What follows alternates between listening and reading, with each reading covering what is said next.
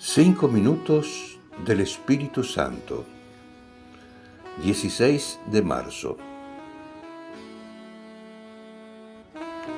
El Espíritu Santo quiere hacerse presente en todos los momentos de nuestra vida, no solo en los instantes de gozo y bienestar, sino también cuando las cosas no van bien, cuando nos sentimos inquietos, inseguros, tristes o perturbados por los problemas que tenemos con los demás o por las cosas que no nos gustan en las actitudes ajenas.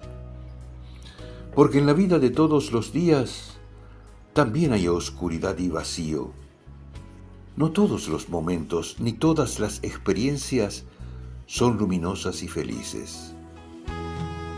Cuando vemos en el mundo tantas pequeñeces humanas, intereses egoístas, falsedades, incomprensión y envidias, se hace muy difícil reconocer allí una presencia de Dios que sea alimento y luz.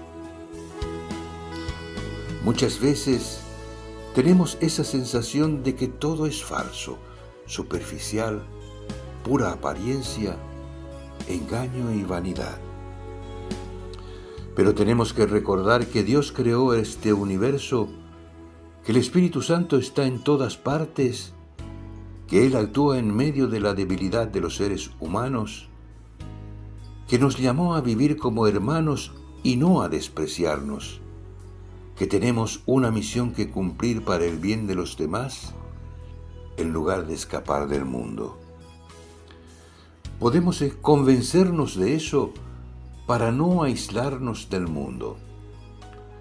Pero al mismo tiempo, todo eso que nos deja sensación de vacío nos invita a buscar algo más profundo, a tratar de no caer en la superficialidad.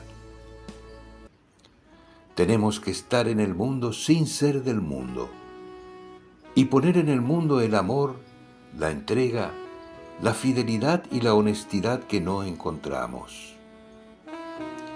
Eso no significa dejarnos llevar por la negatividad, porque si vivimos mirando lo malo, nos convertiremos en seres impacientes, incapaces de comprender, y entonces tampoco le aportaremos algo bueno a la sociedad.